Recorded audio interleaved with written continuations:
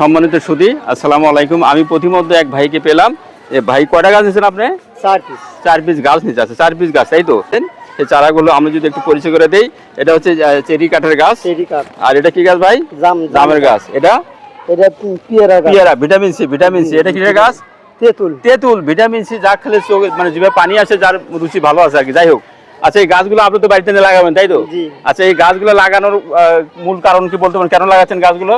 ফল ফলান্তি খাওয়া হবে, তারপর এখান থেকে কাঠ পাবেন, পাওয়া যাবে, ফল বিক্রি করে টাকাও পাবেন, ফল বিক্রি করে টাকা উপার্জন করা হবে।